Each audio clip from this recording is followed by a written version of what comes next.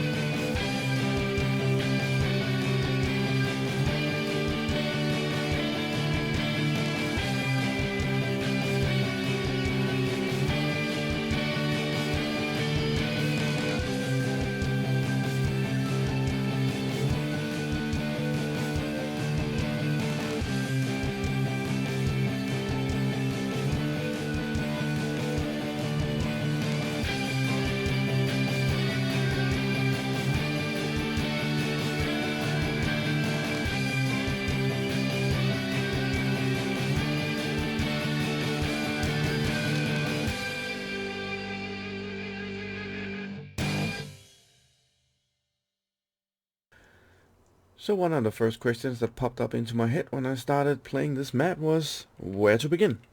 How do I get the best start?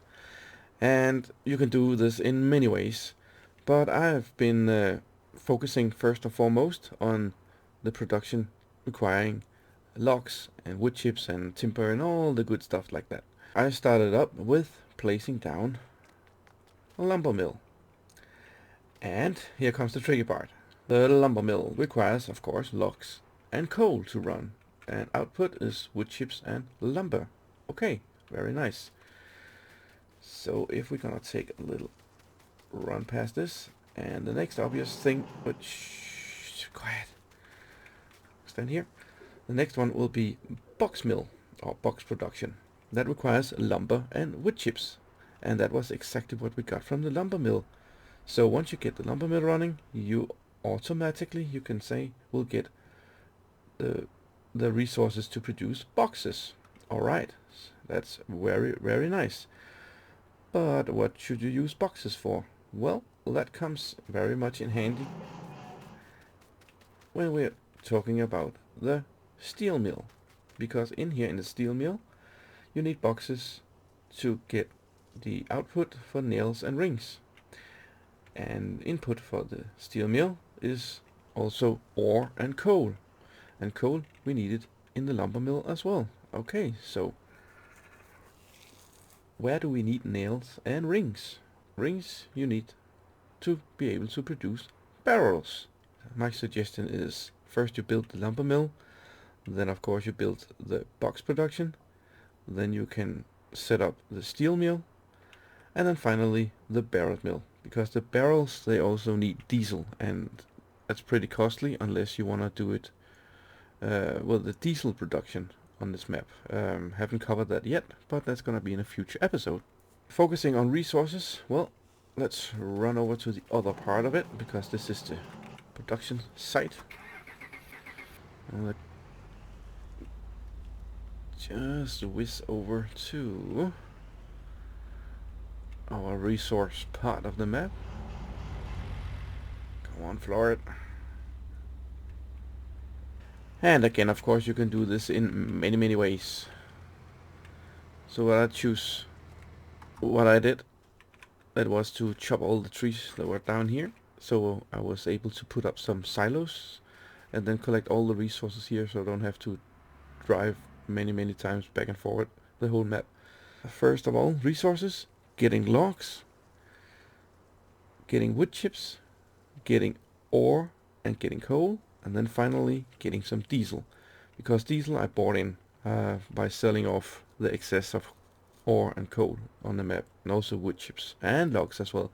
But the lumber mill takes a lot, so there was not much left. But yeah, then you can run up in the mine, you can fill up the trailer with ore and the coal, and then you can down here and put it in a silo, and then you can use it whenever you want to. I found out that was the best way to do it. And oh yeah, I just almost forgot the pallets factory. I had to put them over here behind the shed because I ran out of space. And in here, well, we'll need the nails and lumber and coal. So we got everything as well. And finally, I'm gonna show you what I did down in the mines. Down here at the mines, it can be a little tricky to get those resources going. It weighs a lot, and realistically enough, but you should not have over more than 100,000 liters in a trailer or in any equipment before the wheels is spawning out of the ground. I recommend this, the Fraser here, and I believe you can find it on Papa Smurf's homepage. And if you go under miscellaneous, under tools, I believe you can find it in here. There we go. Or you can search for it, but it should take all the different materials that you can find on the map you're playing. And it goes pretty fast because it said it has 12 meter width. And forget about the bucket, the big buckets or the roper mouse. Use this one. That's my recommendation. And there you go. That was the lumber production completed in this first episode. Next episode, we'll be focusing on some more basic production. And with those words, we have come to the end of this episode. I thank you very much for watching, and as always, feedback and comments are much appreciated. Hit that like button and please subscribe if you have not done so already. If you would like to invite your friends over to watch as well, that would be delightful. Until next time, keep safe, take care, and stay cool.